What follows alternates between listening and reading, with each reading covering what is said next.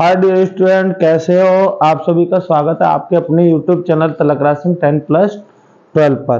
देखो बेटा, चलते हैं कक्षा 10 की। बहुत इंपॉर्टेंट टॉपिक है, क्लास कक्षा 10 है। और बेटा क्या है, व्रत। टॉपिक बहुत बढ़िया है। देखो, इस वाली वीडियो और इससे अगली वीडियो में हम तुम्हें व्रत और त्रिभुज कराएंगे। व्रत की 2 वीडियो देंगे छोटी छोटी, ऐसे ही बेटा त्रिभुज की। और एक बात ध्यान रखना, निश्चित क्वेश्चन आएगा। व्रत से 2 क्वेश्चन आएंगे और 2 क्वेश्चन ही त्रिभुज से आएंगे। चलो, व्रत के बारे में आज मैं पूरा कंफर्म तुम्हें टोटल ही बता दूंगा। देखो बेटा, व्रत आप लोग सब जानते हो प्रकार से व्रत खींचा जाता है। व्रत खींचने के लिए हमें एक माप की आवश्यकता होती है, त्रिज्या। त्रिज्या बता दो और हम व्रत खींच देंगे। क्या करते हैं, जैसे 5 सेमी त्रिज्या है तो क्या करेंगे, हम प्रकार में पेंसिल लगा के और ये 5 सेमी ये खींचेंगे, ठीक है। और इसको इस तरीके से क्या कर देंगे, घुमा देंगे, ठीक है। ये देखो, इस तरीके से ये इसका केंद्र हो गया और केंद्र के चारों ओर मैंने ये एक वृत्त बनाया। क्या बना दिया बेटा, वृत्त, ठीक है। अब थोड़ा सा देखो, ये वृत्त का क्या कहलाता है बेटा, केंद्र। क्या कहलाता है, केंद्र। और ये जो वाली है, ये वाली, ये वृत्त की परिधि कहलाती है। वृत्त की परिधि क्या कहलाती है बेटा, वृत्त की परिधि, ठीक। केंद्र से परिधि को कहीं भी मिला दो, कहीं भी, यहां ना कहीं भी मिला दो, ठीक। तो बेटा ये वाली यहां से और यहां तक की ये दूरी आपकी कहलाती है त्रिज्या। क्या कहलाती है, त्रिज्या, ठीक है बेटा। और इधर भी मिला दो, ठीक है। ये भी क्या है, त्रिज्या। ये ओ कह दो तो ओ ए भी त्रिज्या है, और इसको कह दो बी तो ये भी क्या है, ओ बी भी त्रिज्या है। यानी कि कहीं भी मिला दोगे ये सब त्रिज्याएं कहलाएंगी। और वृत्त की त्रिज्या कैसी होती है, समान। अब देखो बेटा, वृत्त में क्या है, कहीं भी ये मिला दो, ये वाले, ये रेखाएं आप देख रहे हो, ये क्या करती है, ये वाली, ये सब क्या है, वृत्त की जीवा है। क्या है, वृत्त की जीवा, ठीक है। ये सब वृत्त की क्या है बेटा, जीवा। क्या है ये, जीवा। समझ रहे हो ना बेटा। वृत्त की परिधि को इधर से उधर मिलाने वाली रेखा क्या कहलाती है, वृत्त की जीवा कहलाती है। क्या कहलाती है, जीवा। और देखो बेटा, जीवा का एक सिस्टम है, जैसे जैसे केंद्र से आप इधर को बढ़ते जाओगे, जीवा खींचते, जीवा छोटी हो जाएगी और लास्ट में बिल्कुल छोटी हो जाएगी। अर्थात ये देखो, मैंने, ये भी एक जीवा ही है, परंतु ये कहां से होकर जा रही है, केंद्र से होकर जा रही है। तो वह जीवा जो केंद्र से होकर जाए वृत्त की सबसे बड़ी जीवा कहलाती है। और इस जीवा का ही नाम क्या है, व्यास है। क्या बेटा, व्यास। व्यास भी एक जीवा है और ऐसी जीवा है जो कि क्या है, वृत्त के केंद्र से होकर जाती है, ठीक। आ रही तुम्हारी बात समझ में? ये पूरा वृत्त है, ठीक, ठीक है। अब बेटा वृत्त के देखो कितने सूत्र होते हैं, 1, 2 और 3। देखो, वृत्त का व्यास, वृत्त का व्यास, ठीक है। वृत्त का व्यास जो होता है वो होता है 2 गुणा त्रिज्या। आप ही देख रहे हो इधर, आपको भी महसूस हो रहा होगा कि 2 त्रिज्याओं से मिलकर क्या बन जाता है, व्यास। तो व्यास बराबर होता है 2 गुणा त्रिज्या। यानी कि यदि आपको त्रिज्या पता है तो आप व्यास निकाल सकते हो, और व्यास पता है तो उसकी क्या निकाल सकते हो, त्रिज्या निकाल सकते हो। जैसे हम कह दें कि ये वृत्त की त्रिज्या 5 है तो आप तुरंत बता दोगे सर कि वृत्त का व्यास कितना होगा। अरे यहां रखो बेटा, 5 दूनी 10, तो व्यास कितना हो जाएगा, 10। यदि व्यास पता है तो हम त्रिज्या बता देंगे, क्योंकि ये त्रिज्या निकालो, ये वाली चीज इधर लाओगे, बटा कर दोगे, बटे में आ जाएगी। यानी कि व्यास को 2 से भाग देने पर त्रिज्या मिल जाएगी। तो वृत्त में केवल एक ही राशि प्रयुक्त होती है, त्रिज्या। त्रिज्या मिल गई, समझ लो सब कुछ मिल गया। चलो, वृत्त का क्षेत्रफल, वृत्त का क्षेत्रफल, वृत्त का क्षेत्रफल होता है बेटा pi R square. Pi R square, pi के 2 मान होते हैं। इस पाई, ये पाई है बेटा, पाई के कितने मान होते हैं, 2। एक तो 22/7 और एक होता है 3.14।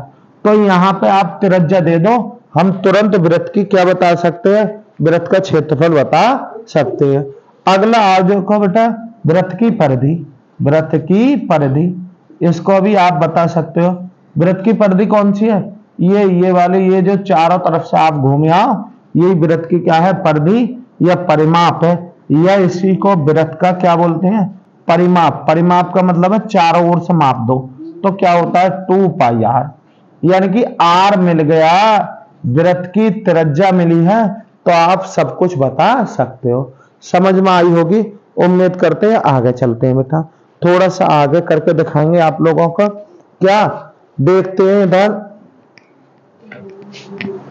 ये वृत्त की सच्चाई है। अब देखो वृत्त से संबंधित जो इसकी राशियां हैं वो देखेंगे।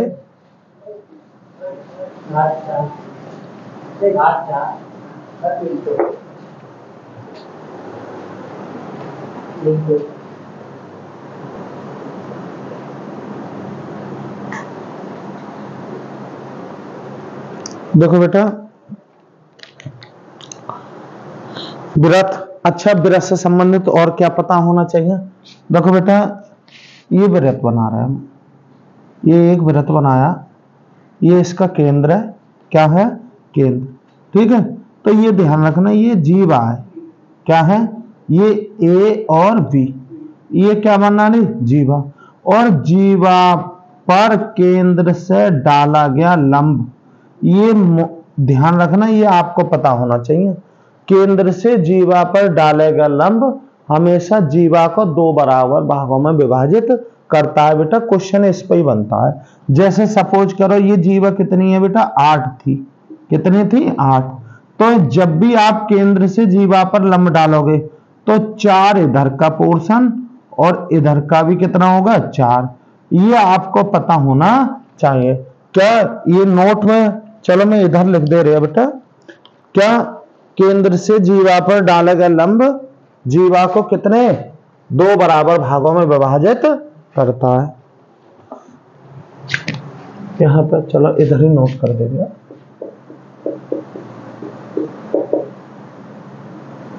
केंद्र से जीवा पर डाला गया लंब जीवा को 2 बराबर भागों में क्या करता है?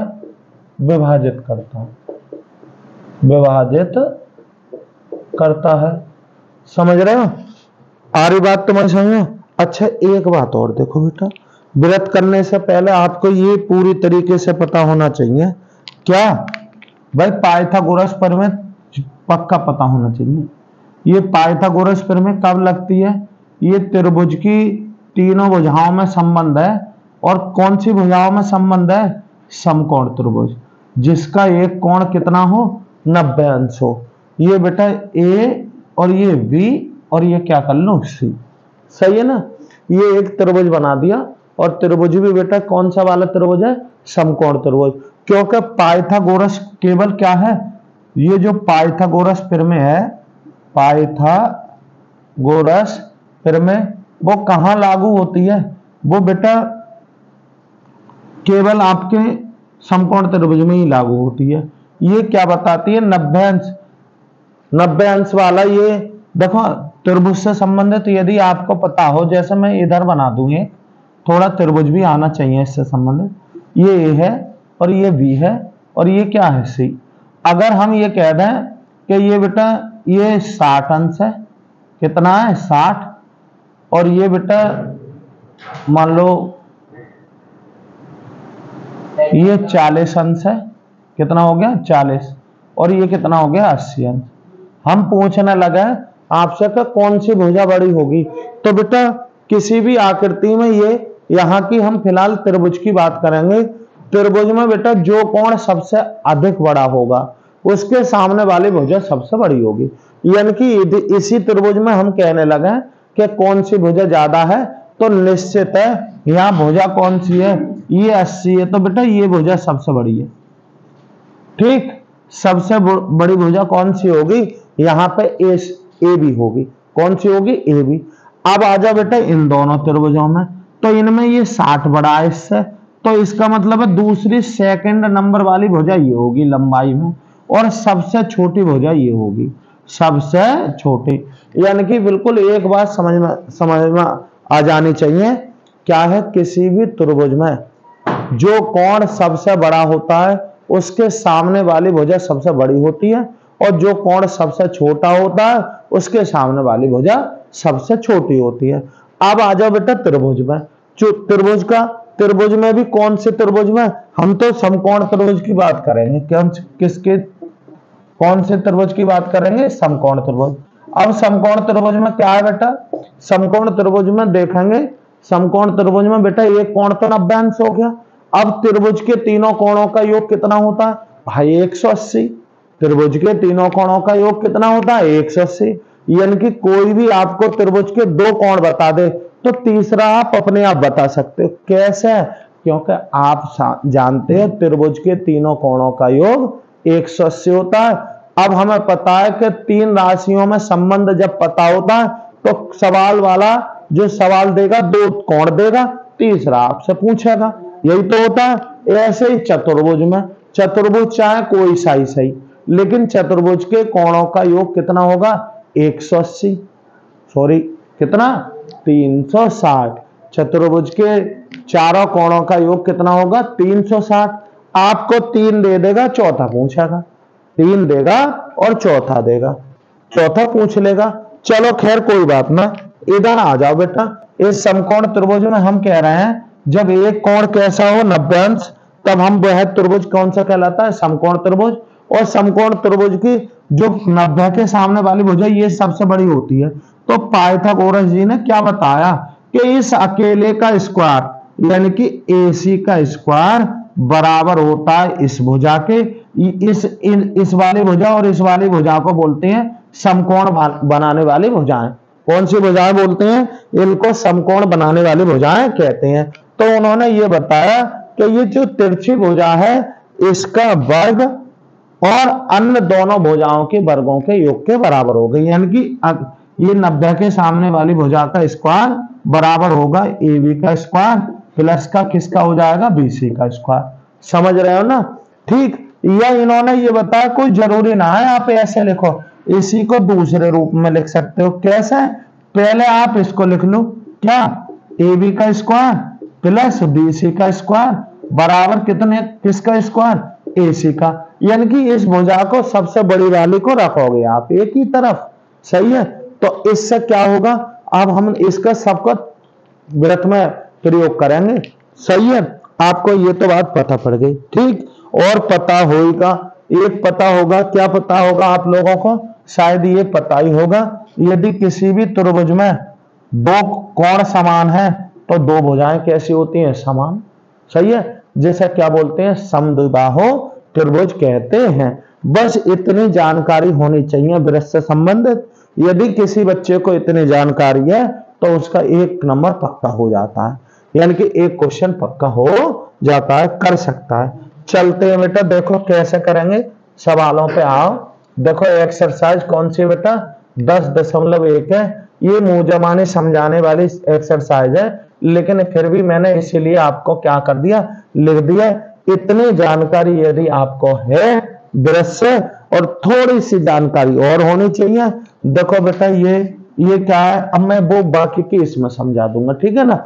ये 10.1 एक्सरसाइज है, ठीक है। क्या कह रहे हैं इसमें, पहला क्वेश्चन, ये आपको पॉइंट टू पॉइंट याद होने चाहिए, इसलिए मैंने पहले लिख दिए। एक वृत्त की अपरिमित रूप से अनेक स्पर्श रेखाएं हो सकती हैं। देखो भाई वृत्त पर ये है बेटा एक वृत्त। अब आप सबको पता होगा वृत्त क्या है, अरे बिंदुओं का पथ है एक, किसी भी बिंदु का ऐसा पथ जिसकी किसी एक निश्चित बिंदु से दूरी कैसी हो, समान हो, क्या कहलाता है, वृत्त कहलाता है। एक बिंदु का ही पथ समझो, ये ऐसे वाले बिंदु का जिसकी क्या है किसी एक निश्चित बिंदु से दूरी समान हो। तो बेटा ये केंद्र से दूरी कैसी है, समान है। तो अब देखो बेटा स्थितियां बदलने पर ये बिंदु बहुत हो जाते हैं। जब बहुत बिंदु हो जाते हैं तो किसी को भी टच करते हुए आप बहुत सी रेखाएं इस पर खींच सकते हो। इस पर क्या है, बहुत सी रेखाएं खींच सकते हो। किसी एक बिंदु को टच करते हुए कितनी ही रेखाएं खींच सकते हो। तो इसका जवाब है क्या, एक वृत्त की अपरिमित रूप से, क्या है, जिनको गिना नहीं जा सकता रूप से अनेक स्पर्श रेखाएं हो सकती हैं। वृत्त की बेटा किसी भी वृत्त पर क्या है, अनेक, अपरिमित का मतलब बगैर गिनती के क्या है, बहुत सी स्पर्श रेखाएं हो सकती हैं। ये पहला पॉइंट हो गया, ये क्वेश्चन फर्स्ट का आंसर है। दूसरे में आओ, दूसरे, किसी वृत्त की स्पर्श रेखा वृत्त को एक बिंदु पर प्रतिच्छेद करती है। एक बात ध्यान रखना, जो दरअसल में क्या है, वृत्त के जैसे इधर देखेंगे, अगर वृत्त बनाए, हम वृत्त बना रखा है, अभी हमने बताया एक वृत्त की बहुत सी स्पर्श रेखाएं हो सकती हैं, ठीक है। तो जो वृत्त जैसे मान लो ये बना लो, आप छोटा सा वृत्त बनाओ, ठीक है। इस बिंदु को टच करते हुए आप एक रेखा खींच रहे हो, तो ये पता है कौन सी है, एक स्पर्श रेखा है। क्या है, स्पर्श रेखा। वहीं आप इस तरीके से कोई रेखा ये खींच दो, तो ये वृत्त को कितने, ये जो रेखा है आपकी, ये छेदक है। क्या ये बेटा छेदक रेखा है, सही है ना। यानी कि यहां बता रखा है क्या, किसी वृत्त की स्पर्श रेखा वृत्त को एक बिंदु पर प्रतिच्छेद करती है। कोई कहने लगे वृत्त की स्पर्श रेखा वृत्त को कितने बिंदुओं पर प्रतिच्छेद करती है, तो आप बताओगे एक बिंदु पर। और उस बिंदु को भी क्या कहते हैं, उस बिंदु को स्पर्श बिंदु कहते हैं। इन दोनों का ये उभयनिष्ठ बिंदु है, इसी को बोलेंगे हम स्पर्श बिंदु। क्या बोलेंगे, स्पर्श बिंदु। तो एक वृत्त की क्या है, एक वृत्त की स्पर्श रेखा वृत्त को एक बिंदु पर प्रतिच्छेद करती है। और वृत्त को दो बिंदुओं पर प्रतिच्छेद करने वाली रेखा का नाम अभी मैंने लिख रखा है बेटा। वृत्त को एक बिंदु पर अगर स्पर्श कर रही है या प्रतिच्छेद कर रही है तो स्पर्श रेखा, और अगर किसी वृत्त को कितने बिंदुओं पर, दो बिंदुओं को पर प्रतिच्छेद कर रही है, तो वो स्पर्श रेखा ना है, क्या है, छेदक रेखा। मैंने ये भी लिख दिया बेटा। और एक वृत्त की दो समांतर रेखाएं हो सकती हैं। किसी भी वृत्त की कितनी है, दो समांतर, यानी कि जिनका अंतर कैसा है, वृत्त से कैसा हो, समान, बेटा दो ही हो सके। एक ये अच्छा क्वेश्चन है ये बेटा, एक वृत्त की कितनी समांतर रेखाएं हो सकती हैं, तो आप बताओगे दो समांतर रेखाएं हो सकती हैं, ठीक। ये मैंने पॉइंट आपको बता ही दिया है। क्या बता रखा है कि वृत्त तथा उसकी स्पर्श रेखा के उभयनिष्ठ बिंदु को क्या बोलते हैं, स्पर्श बिंदु कहते हैं। क्या कहते हैं, स्पर्श बिंदु। उम्मीद करते हैं सब कुछ समझ में आ गया होगा। अब आ जाओ बेटा, देखो इसी का ये तीसरा सवाल है। एक बात बताएं आप लोगों को, देखो बेटा वृत्त को आप जितना भी क्लियर कर सको कर लेना। देखो ये वाला क्वेश्चन, ये जैसा ये क्वेश्चन है बेटा, ऐसा ही क्वेश्चन एक निश्चित छपता है, ठीक। अब एक बात जानकारी हम ये बता रहे थे बेटा, ये रहा आपका एक वृत्त, ठीक, ये रहा इसका केंद्र, ठीक। मैंने ये स्पर्श रेखा खींच दी। क्या खींच दी बेटा, ये खींच दी स्पर्श रेखा। सपोज करो ये बिंदु पर क्या कर रही है, ये प्रतिच्छेद कर रही है, यानी कि इसका स्पर्श बिंदु। तो पता है इस स्पर्श बिंदु को केंद्र से मिलाने वाली रेखा हमेशा स्पर्श रेखा पर लंब होती है। ये बात आप नोट कर लेंगे, बिल्कुल समझ गए। क्या स्पर्श रेखा के स्पर्श बिंदु को केंद्र से मिलाने वाली रेखा या केंद्र से मिलाने वाली त्रिज्या स्पर्श रेखा पर लंब होती है। ये यहां 90 अंश बनाएगी, चाहे यहां कर लो चाहे आगे बढ़ा लो बेटा, इसको स्पर्श करते हुए आगे निकल जाएगी, ये लंब होती है। एक बात ध्यान रखेंगे, अब देखो बेटा मैंने ये बाह्य बिंदु कर लिया, ये चलो बाहर बाह्य बिंदु से खींची गई है। अब आपने इसको केंद्र से मिला दिया। क्या मिला दिया, केंद्र से ऐसे मिला दिया इस रेखा को, ठीक है। तो निश्चित ये एक त्रिभुज का निर्माण हो गया। किसका हो गया, त्रिभुज का निर्माण, और त्रिभुज का निर्माण हो गया तो आप जानते हो बेटा कौन से त्रिभुज का निर्माण हुआ, समकोण त्रिभुज का, और समकोण त्रिभुज का निर्माण हो गया तो ये सामने वाली भुजा सबसे बड़ी हो गई, अर्थात इसका वर्ग एक तरफ, इसका वर्ग एक तरफ। समझ रहे हो? पाइथागोरस प्रमेय का प्रयोग करके हम इस बाह्य बिंदु से डाले गए स्पर्श रेखा की लंबाई निकाल सकते हैं, या त्रिज्या निकाल सकते हैं, या केंद्र से बाह्य बिंदु की दूरी निकाल सकते हैं। छपेगा ये वाला, या फिर वृत्त में क्या खींच दूंगा, अभी मैं वृत्त में क्या खींचूंगा, जीवा, तो जीवा से संबंधित, इन दोनों से संबंधित एक सवाल छपेगा। देखो अच्छे सवाल ब्लैक बोर्ड पे लिखा हुआ है, आप लोग देखो फिर देखते हैं। मैं पढ़ के दिखा रहा हूं, जैसे मैं पढ़ रहा हूं वैसे ही पढ़ना है। 5 सेमी त्रिज्या वाले एक वृत्त की त्रिज्या मिल गई, कितनी मिल गई, 5 सेमी। ठीक, 5 सेमी त्रिज्या वाले एक वृत्त के बिंदु P पर, वृत्त पर एक बिंदु P है, पर स्पर्श रेखा PQ, स्पर्श रेखा PQ यानी कि कुल मिला के Q कहीं और है, PQ के स्पर्श रेखा PQ O से जाने वाली रेखा, एक रेखा से बिंदु Q पर क्या है, इस प्रकार मिलती है कि OQ बराबर 12 सेमी, तब वो PQ की लंबाई पूछ रहा है। देखो बेटा मैं इधर से कर लिया, ये कर ले रहे, ये आपका एक क्या बना लिया बेटा, वृत्त बना है, ये क्या बना दिया, वृत्त। चलो थोड़ा वैसे बन गया, इधर देखो, यहां ये मैं एक वृत्त बना रहा बेटा, और जिसकी त्रिज्या दे रखी है, जिसकी त्रिज्या दे रखी है, कितने दे रखी है बेटा, 5 सेमी, ये वृत्त बना है। ठीक, ये क्या दे रखा है, वृत्त। ठीक, अब इसका बिंदु मैं मान ले रही है यहां P है, वृत्त का बिंदु P है। अब ये स्पर्श रेखा ये वाली है, कौन से कह दी बेटा, इन्होंने क्या कहा है, PQ। PQ क्या है, स्पर्श रेखा।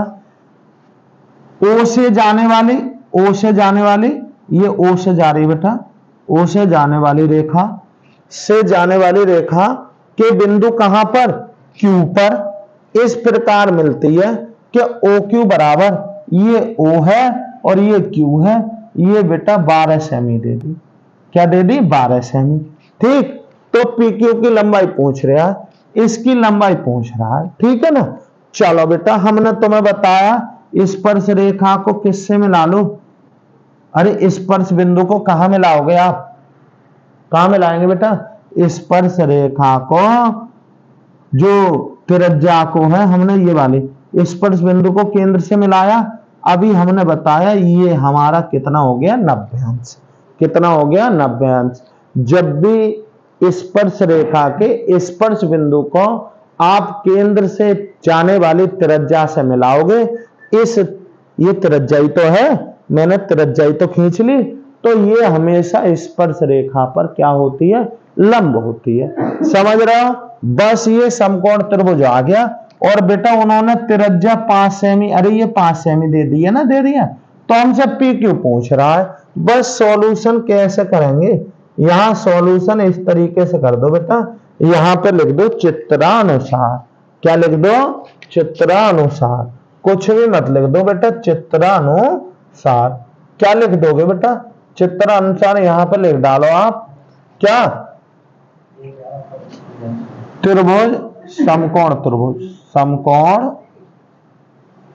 त्रिभुज किसमें, इसका ही नाम दे दो, यहां P पे है ना, तो ये कह दो OP और Q में किससे बेटा, यहां लगा दो पाइथागोरस, पाइथागोरस, और किससे बताओगे, प्रमेय से, प्रमेय से।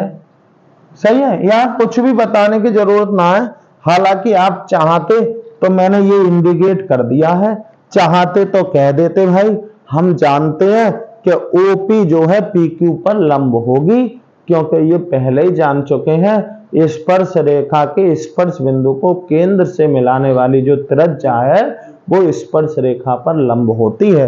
हालांकि मैंने चित्र में सब इन्वॉल्व कर दी, तो आपको कोई भी जरूरत ना है। अब देखो 90 के सामने ये है ना, भाई ये कण कहलाएगा, क्या कहलाएगा, कण।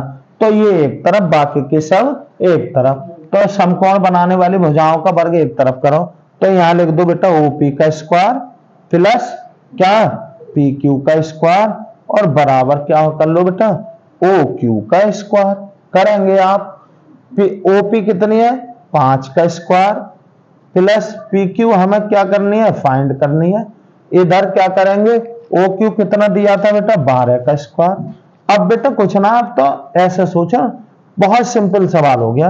5 का स्क्वायर सब जानते हो, 5 गुणा 5 यानी कि 25, ठीक, प्लस का PQ का स्क्वायर, इसी प्रकार 12 का स्क्वायर, 12 गुणा 12, 12 12 कितने होते हैं, 144। बेटा जो चीज निकालने वो एक तरफ, बाकी की सब एक तरफ। मुझे PQ का स्क्वायर यहीं रोकना है, 144 पहले से ही लिखे थे, ये इधर लेके आ रहे हैं बेटा। तो क्या आ गया, PQ का स्क्वायर बराबर कितना हो गया बेटा, जब इसमें से ये घटाओगे, यहां से ले ढाई हो गए 14, 14 में 5 गए 9, यहां रह गए कितने बेटा, 3, 3 में 2 गया 1, और यहाँ 1, यानी कि कितना बचा, 119। लेकिन हमें PQ बतानी है, तो PQ यहां से वर्ग हटाओ और वर्गमूल इधर लगा दो, और 119, और ये आ गया बेटा सेमी। इस तरीके से PQ की लंबाई आएगी। बेटा बहुत अच्छा क्वेश्चन है, कैसे ही आ जाता है, सही है। और कराएंगे 10.2 में। चलो बेटा ये सब मैं इरेज कर रहा हूं, और आगे तुम्हें देखो कराता हूं, ठीक है ना, देखते हैं।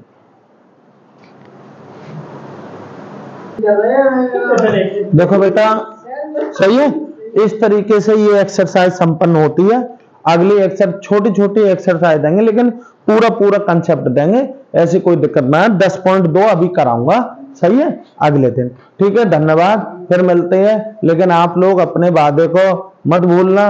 क्या वादा कराया आपने, वही कराया बेटा। जितना भी हो सके वीडियो को क्या करें, आप शेयर करें, कोई अछूता नहीं रह जाए, सही है, ठीक है। फिर मिलते हैं, धन्यवाद, अगली वीडियो।